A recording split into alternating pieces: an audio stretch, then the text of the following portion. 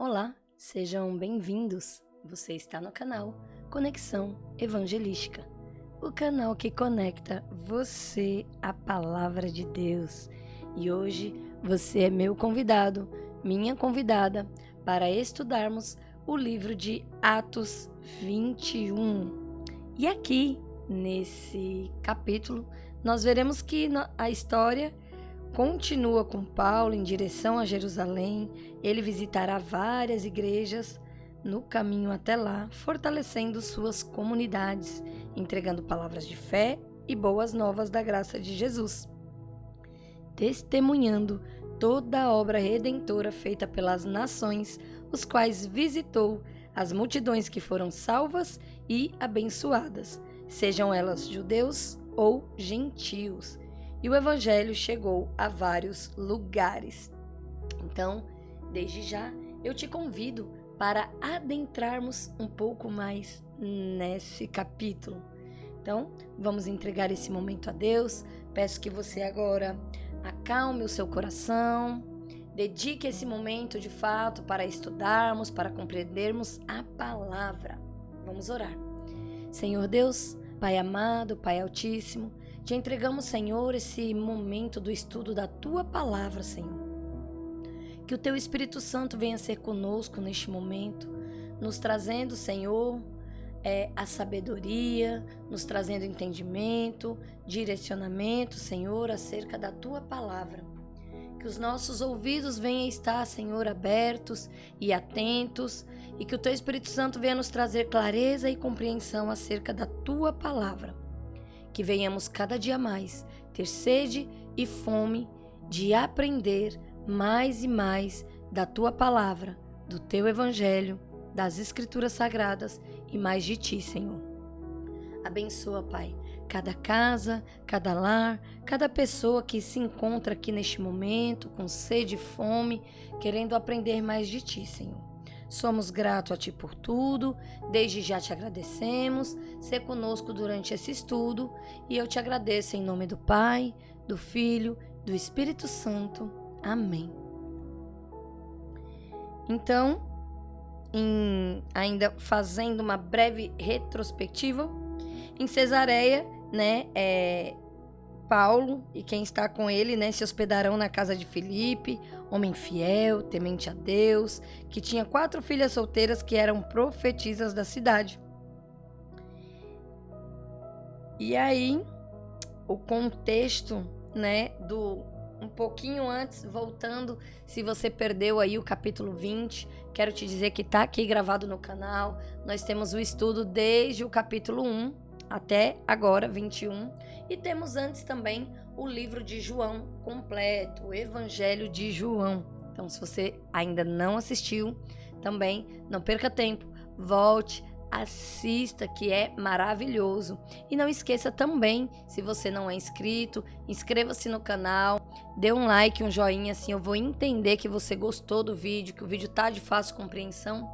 E não esqueça de compartilhar com outras pessoas. Então, ainda no capítulo anterior, que é o 20, nós vimos que Paulo ressuscitou o Eutico, da morte, o jovem que estava ali assistindo o discurso no 2º piso, e foi adormecido, veio a cair e se dar achado como morto, E Paulo vai lá, desce, o levanta, e Paulo também diz no capítulo anterior: está livre do sangue de todos os homens por todo o seu trabalho executado de forma zelosa e obediente. Ou seja, ele levou a palavra, ele pregou a palavra, então ele não mais vai voltar naquele lugar, ele não vai mais, e ele pede que as pessoas tenham zelo, que tudo que ele tinha para falar, para fazer, ele fez ali, e que eles tivessem cuidado,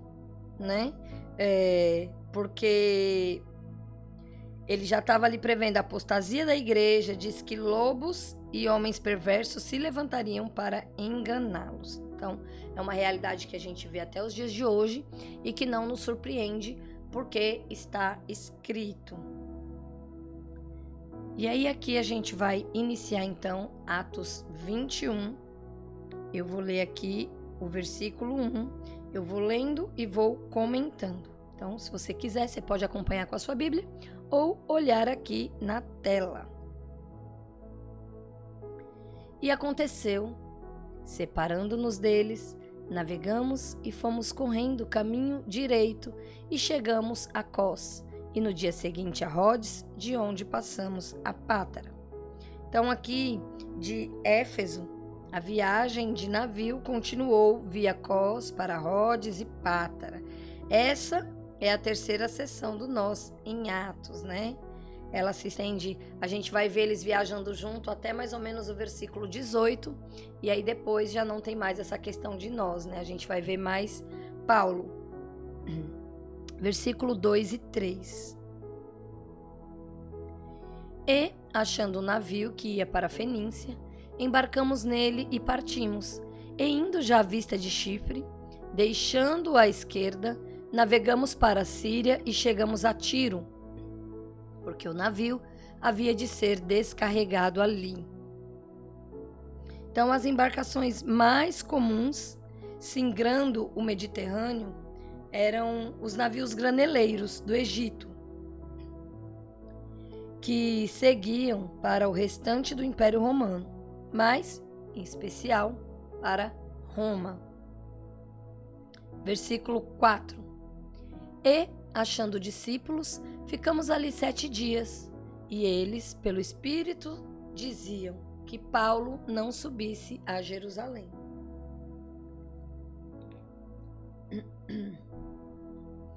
Alguns cristãos de Tiro tinham recebido, da parte do Espírito Santo, a mesma mensagem que Paulo revelou em Éfeso. Paulo teria transtornos em Jerusalém.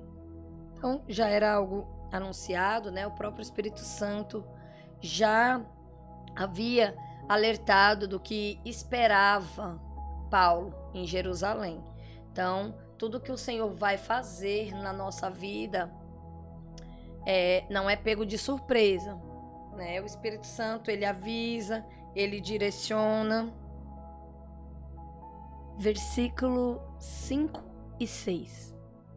E havendo passado ali aqueles dias, saímos e seguimos nosso caminho, acompanhando-nos todos, com suas mulheres e filhos até fora da cidade. E, postos de joelhos na praia, oramos. E despedindo-nos uns dos outros, subimos ao navio e eles voltaram para suas casas. Então, a despedida dos cristãos de Tiro foi muito parecida à despedida de Mileto e dos anciãos de Éfeso, que nós vimos lá em Atos, no capítulo 20, no versículo 37 e 38. Então, eles sabiam que Paulo ia enfrentar problemas mais graves, né? E Paulo também já sabia, como eu já acabei de falar anteriormente, né? O Espírito Santo, ele já vai direcionando. Versículo 7 e 8. E nós, concluída a navegação de Tiro, viemos a Ptolemaida, e havendo saudado os irmãos, ficamos com eles um dia. E, no dia seguinte, partindo dali Paulo e nós, que com ele estávamos, chegamos a Cesareia, e entrando em casa de Felipe, o evangelista, que era um dos 7, e ficamos com ele. Então, Felipe, o evangelista, né? Provavelmente era assim chamado para distingui-lo de outros. Então, Felipe, ele fixou-se com suas filhas em Cesareia, né? Alguns acreditam que ele é aqui um dos 7, como diz, né? E ele se estabeleceu ali com as suas filhas. Versículo 9 e 10. E tinha este 4 filhas virgens que profetizavam, e demorando-nos ali por muitos dias, chegou da Judéia um profeta por nome Ágabo. Então a palavra virgens, né, indica que as filhas de Filipe eram jovens e solteiras. Versículo 11. E vindo ter conosco, tomou a cinta de Paulo, e ligando os seus próprios pés e mãos, disse: Isto diz o Espírito Santo. Assim ligarão os judeus em Jerusalém o homem de quem esta cinta e o entregarão nas mãos dos gentios. Então, Ágabo, declarou explicitamente de que Paulo cairia nas mãos hostis em Jerusalém. Isso ele já tinha falado lá em Atos 11:28, nós já lemos essa passagem. E como veio acontecer agora, E Paulo ele foi resgatado das mãos dos judeus pelos gentios e em seguida permaneceu na mão dos gentios pelo restante do livro de Atos. Isso também a gente vai ver um pouquinho mais adiante aqui. Versículo 12.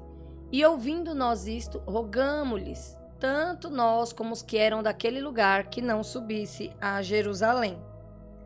Então, com uma profecia tão explícita, não é de se surpreender que os companheiros de viagem de Paulo e o povo dali rogassem para que não fosse a Jerusalém. Então, aquele pessoal, eles ficaram com o coração aflito, Eles sabiam tudo que estava esperando por Paulo, que era ser preso, que era apanhar, e eles rogavam que Paulo não fosse. Só que, amados, tem coisas na nossa vida que a gente precisa passar. Tem coisas, Nós não podemos aceitar só o bom de Deus, só o milagre de Deus, só o amor de Deus, só a cura de Deus. Às vezes, nós passamos por momentos difíceis. E nós temos grande dificuldade, de aceitar passar por esses momentos.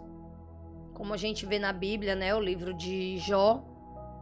Então, Jó era um homem que tinha tudo e de repente ele se vê sem nada e mesmo sem nada ele não deixa ali de glorificar a Deus.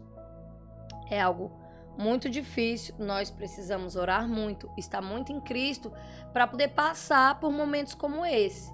Paulo aqui, ele já sabia que o que aguardava ele não eram banquetes, não eram festas, mas ao contrário de tudo isso, que era que aguardava Paulo: prisões, chibatada, apanhar, morrer.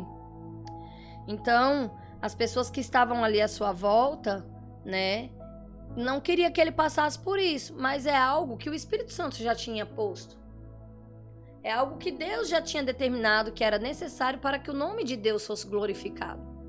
É a mesma coisa com Jesus. Quando Jesus estava dizendo aos discípulos que ele precisaria, passar por aquele momento. E os discípulos muitas vezes: não, mestre, não, nós não vamos deixar, nós não...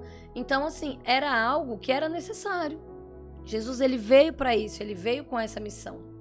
E foi com essa missão que ele resgatou Paulo. Que Paulo era aquele que perseguia os cristãos, Paulo era aquele que matava os cristãos. Então, o Senhor o chamou, já que ele matou tanto pelo evangelho, o Senhor o chamou para morrer também pelo evangelho. E o coração das pessoas se angustiavam, E elas pediam para que ele não fosse. Vamos ver aqui o versículo 13 e 14. Mas Paulo respondeu: que fazei vós, chorando e magoando meu coração? Porque eu estou pronto não só a ser ligado, mas ainda a morrer em Jerusalém pelo nome do Senhor Jesus. E como não podíamos convencê-lo, nos aquietamos, dizendo: faça-se a vontade do Senhor. Então, Paulo aqui ele já tinha considerado o custo da obediência e decidido que isso era conveniente. Então não adiantava as pessoas estarem ali pedindo: não, Paulo, não vá, não faça. Ele já havia feito ali os cálculos, E no final das contas, a única resposta apropriada para um cristão é essa que os companheiros de Paulo afirmaram: que a vontade do Senhor seja feita. Um dos principais temas do livro de Atos é a realidade simultânea da escolha humana e da soberana vontade divina. Paulo aqui, ele poderia escolher não ir, se ele quisesse. Mas ele já sabia que era isso que ele tinha que fazer. Então, como é que eu sei que eu tenho que fazer algo e eu não vou fazer esse algo? que eu fui chamado a fazer. Paulo, ele sabia que não seria fácil. Ele sabia. Ele não estava indo enganado. Ele não estava indo pensando que estava indo para uma festa, que seria bem recebido, que seria bem acolhido. Não. Porque o Espírito Santo de Deus já o havia revelado. Ele já sabia. Tanto é que ele diz que ele está pronto. Não só a ser ligado, mas morrer. Ele já sabe. Não é, tá indo enganado, tá indo... Não, o Senhor não nos engana. A palavra do Senhor, ela costuma ser muito clara.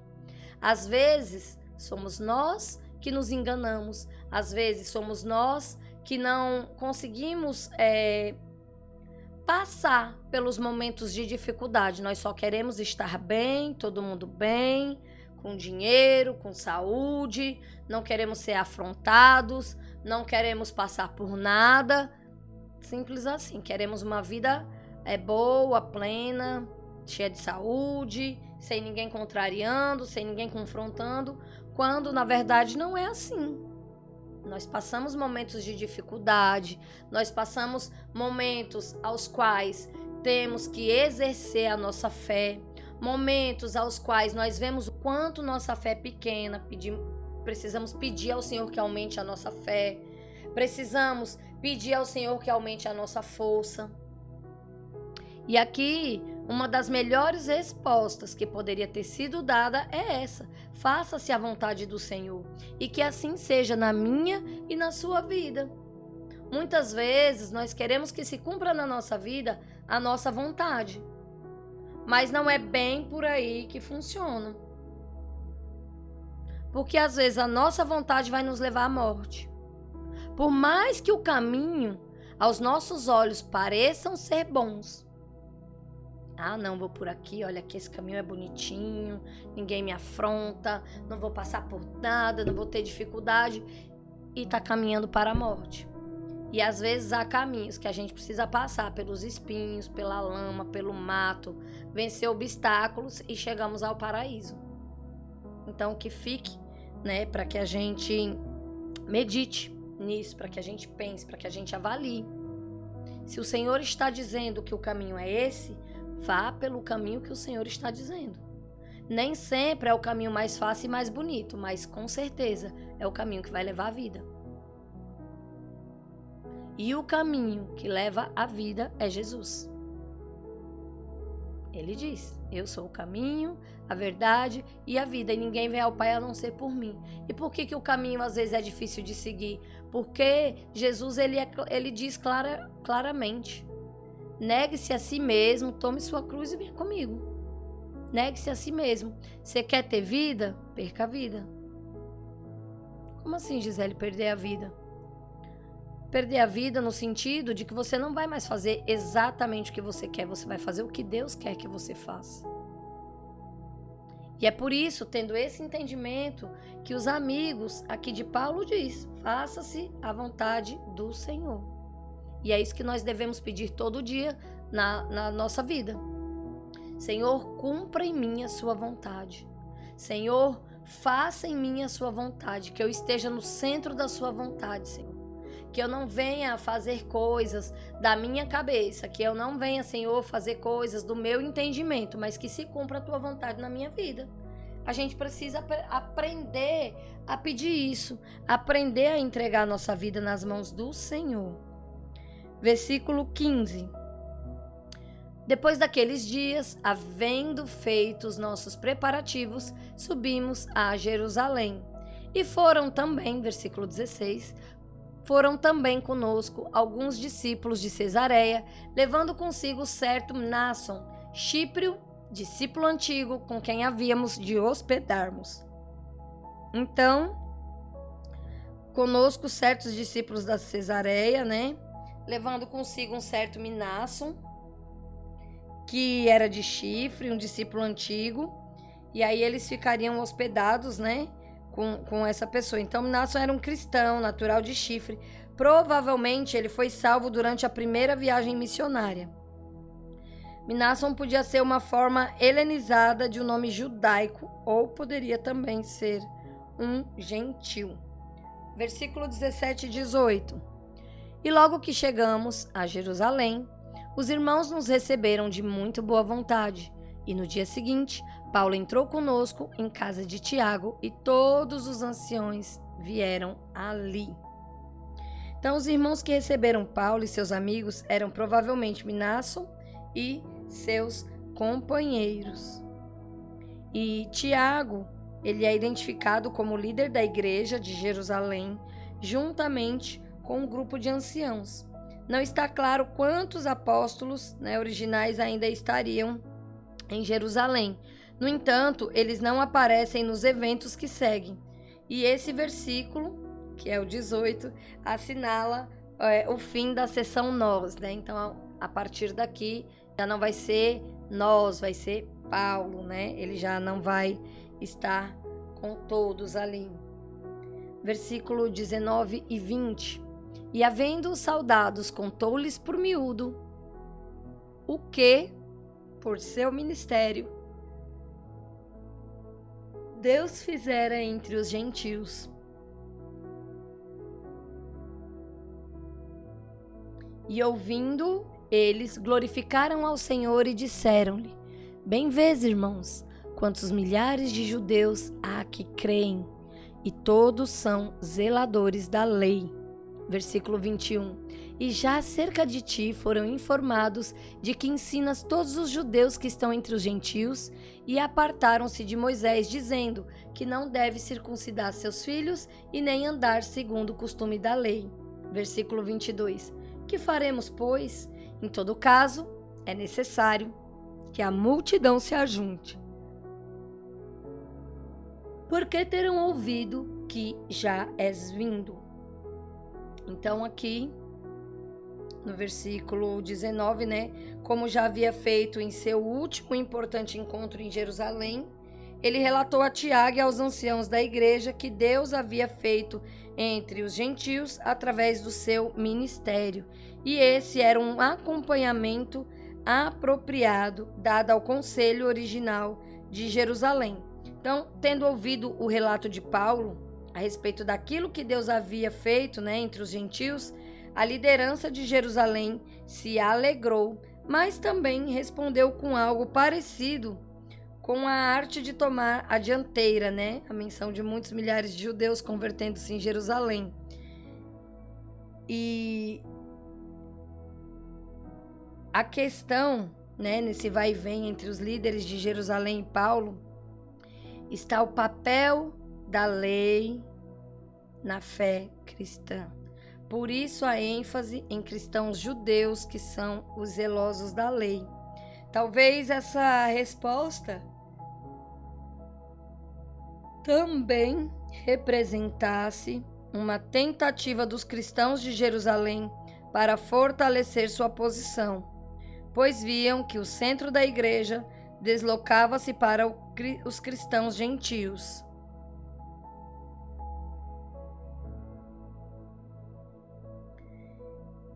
E os rumores, diziam que Paulo ensinava os judeus que estavam dispersos entre os gentios a considerar a lei mosaica e rituais tradicionais dos judeus, como, por exemplo, a circuncisão. Então, para se destacar esses temores, os irmãos propuseram uma solução que absolveria Paulo dessas acusações. E nós vamos ver aqui nos versículos 23 e 24. Faze, pois, isto que te dizemos. Temos 4 homens que fizeram voto. Toma estes contigo, santifica-te com eles, e faze por eles os gastos para que te rapem a cabeça, e todos ficarão sabendo que nada há daquilo que foram informados acerca de ti, mas também tu mesmo andas guardando a lei. Então, essa proposta não sugere de modo algum que as obras da lei são necessárias à salvação, o que seria fundamentalmente uma contradição à pregação paulina, que a gente vê lá em Romanos 3, 20, que diz assim: Por isso, Pelas obras da lei, nenhuma carne será justificada à sua vista, porque por meio da lei vem o conhecimento do pecado. Ninguém pode obter justificação por meio da obediência aos requisitos da lei. Ela nunca teve o propósito de ser um meio de salvação. O principal propósito da lei era revelar o pecado em toda a sua extensão, apontando assim para a necessidade que o homem tem do dom da justiça. Então, essa é a parte, da pregação de Paulo, que está lá em Romanos 3:20, que não é pela lei, Nós somos salvos pela graça do Senhor, pela sua misericórdia, pelo seu sacrifício na cruz. Não adianta eu fazer a lei todinha, cumprir a lei todinha, porque não vai ser pelo que eu fiz, vai ser pelo que Cristo fez. Versículo 25. Todavia, quanto aos que creem dos gentios, já nos havemos escrito, achado por bem que nada disto observem, mas que só se guardem do que se sacrifica aos ídolos, e do sangue, e do sufocado, e da fornicação.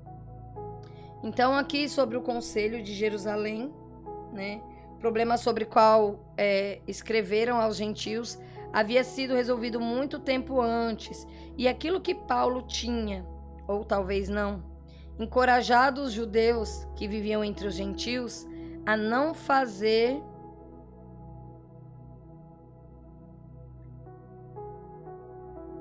não seria esclarecido pela proposta dos versículos. Então, Tiago ele estava aparentemente cedendo às pressões dos cristãos judeus em Jerusalém e, por fim, sua proposta produziu efeitos indesejados.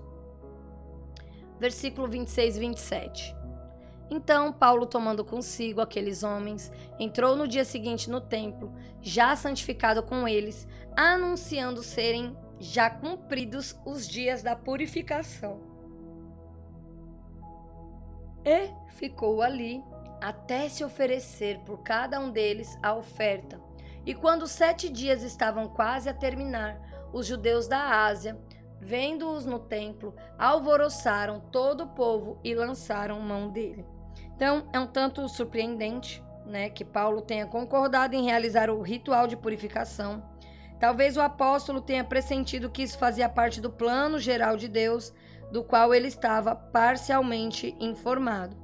E aí não há nenhuma indicação do que os judeus da Ásia fossem cristãos, E aqui a gente vê que o povo já se alvoroça e já lança a mão dele, então ele crê que isso já fazia parte do plano, e a gente vai ver agora sobre a acusação, nos versículos 28 e 29. Clamando: homens israelitas, acudi, este é o homem que por todas as partes ensina a todos contra o povo e contra a lei, e contra este lugar, e demais disto, introduziu também no templo os gregos e profanou este santo lugar. Porque tinham visto com ele na cidade de Trófimo, de Éfeso, o qual pensaram que Paulo introduzira no templo.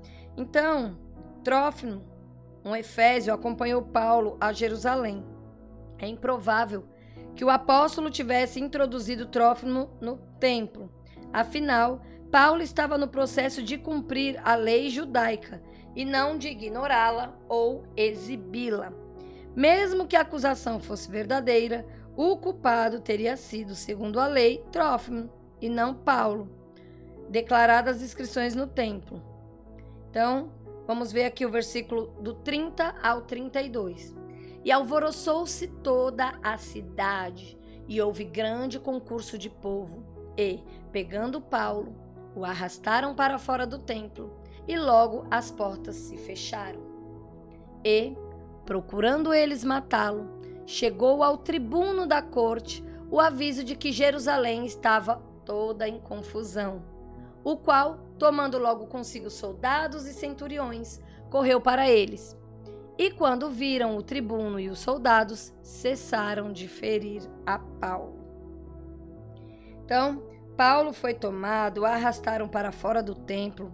Em seguida, as portas foram fechadas e ele foi deixado na área externa do templo.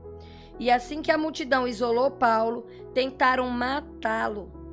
E aí os soldados romanos estavam em seus postos, na Fortaleza Antônia, ao lado noroeste do Monte do Templo. Uma de suas principais tarefas era reprimir distúrbios como esse. Então, a gente vê que o pessoal, sem ver nem para quê, puxaram para fora, já trancaram a porta e deixaram ele lá para morrer mesmo. Versículo do 33 ao 36. Então, aproximando-se o tribuno, o prendeu e o mandou atar com 2 cadeias e perguntou quem era e o que tinha feito.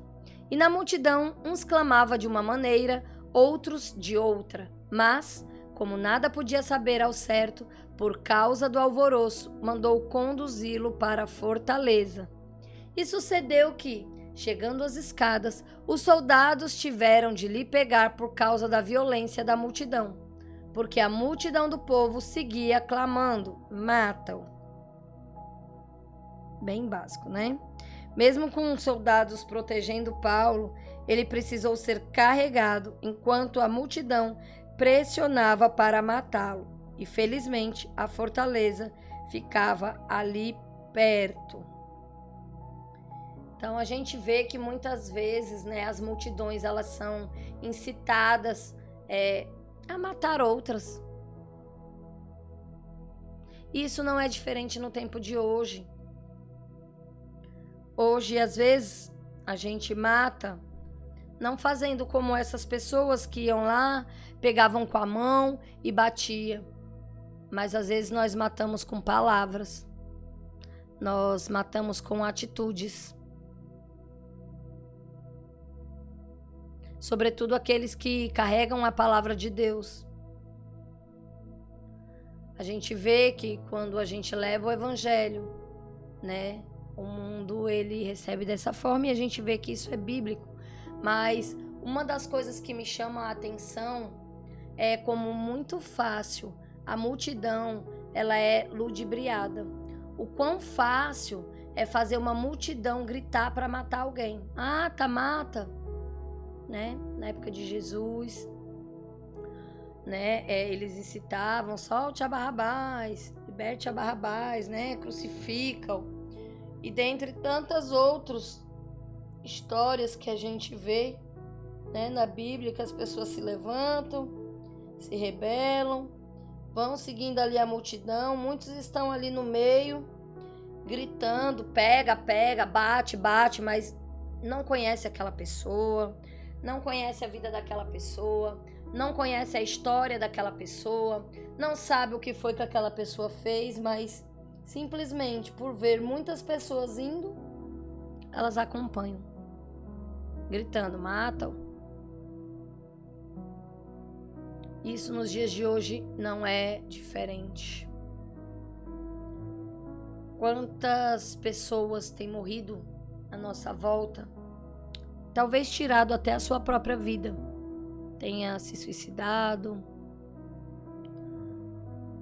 por conta de problemas,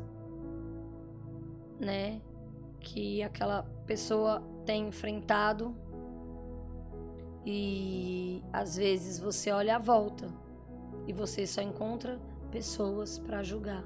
Você só encontra pessoas para te levar mais para o fundo do poço.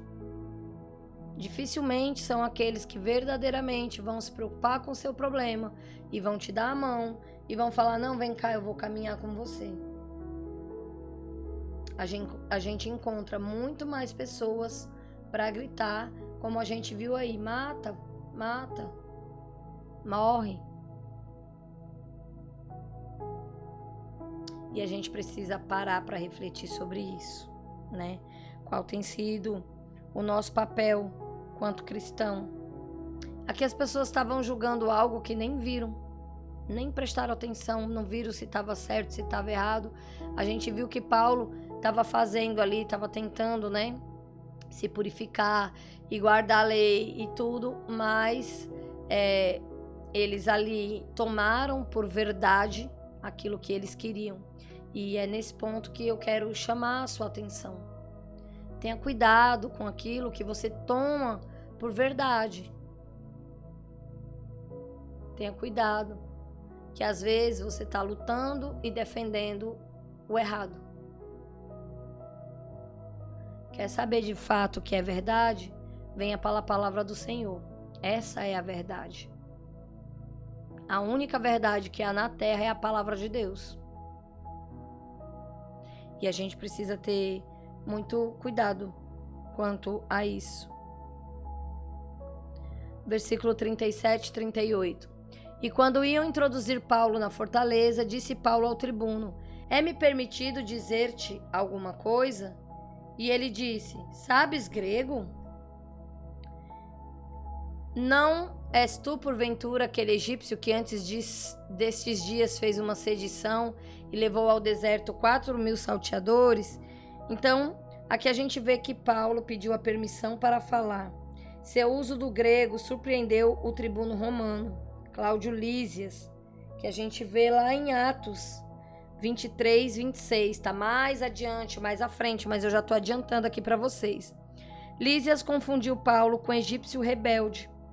O historiador judeu Joséfo disse que esse rebelde, um pretendente messiânico, reuniu muita gente no Monte das Oliveiras para atacar Jerusalém em 54 depois de Cristo, né? Cristo já tinha vindo, já tinha ressuscitado. Enfim, aí apareceu esse dizendo que era o Messias e reuniu esse povo lá no Monte das Oliveiras. Então, o grupo foi desbaratado pelos romanos, mas o líder escapou. E Lísias suspeitou inicialmente que Paulo representasse o retorno desse homem. Ele pensava que era esse homem que tinha feito isso. Versículo 39, pedido de Paulo. Mas Paulo lhe disse: na verdade, que sou um homem judeu, cidadão de Tarso, cidade não pouco célebre da Clícia. Rogo-te, porém, que me permitas falar ao povo. Então, o fato de Paulo ser um cidadão de Tarso, uma cidade importante do mundo greco-romano, explicava ali o seu conhecimento de grego. E aí a gente vai ver Paulo discursando ao povo em hebraico, aqui no versículo 40. E havendo-lo permitido, Paulo, pondo-se de pé nas escadas, fez sinal com a mão ao povo, e feito grande silêncio, falou-lhes em língua hebraica, dizendo... E aí, eu convido você, nesse instante, no final desse vídeo, a participar do próximo estudo, que é o capítulo 22. E nós vamos ver aí o que foi que Paulo disse. O que foi que Paulo disse aí ao povo, né? Depois de ter sido preso, ele sobe aqui e faz o sinal. Então, a gente vai ver isso no próximo estudo. Então, desde já, você já fica aí convidado. Vamos orar. Vamos finalizar esse momento. Eu vou deixar o suspense aí para que você assista ao próximo estudo. Senhor Deus, Pai amado, Pai Altíssimo, somos gratos a Ti, Senhor, pela Tua palavra, pela Tua misericórdia. Somos gratos a Ti, Espírito Santo, por todo entendimento revelado aqui através desse estudo, por tudo que foi falado, por tudo que o Senhor veio nos trazer a clareza. Somos gratos a Ti, Pai. Eu peço, Senhor, que abençoe a cada pessoa, a cada casa, a cada lar, Senhor, que esta palavra está entrando, né? A cada casa que abre as portas, a cada pessoa que abre aí a janelinha do seu celular, do seu computador para participar desse estudo, Senhor, e deixa a Tua palavra ecoar. Que o Senhor venha abençoar abundantemente, Senhor, cada uma dessas casas, cada uma dessas vidas. Desde já te agradecemos por tudo, em nome de Jesus. Amém. E fica aqui o meu muito obrigado por assistirem até aqui. Não esqueça de se inscrever, deixe o joinha, ative o sininho, assim toda vez que tiver vídeo novo no canal, você vai receber as notificações. E eu gostaria demais que você comentasse aqui embaixo o que você tem achado do estudo, qual o próximo estudo que você gostaria de participar, que você gostaria de ver aqui no canal. tá bom? Você gostaria de ver o quê? Vídeos mais curtinhos, alguns versículos, vídeos motivacionais, estudos como esse, ou qual livro? Então eu gostaria demais da opinião e da participação de vocês. Que Deus abençoe. Até o próximo estudo. Tchau, tchau.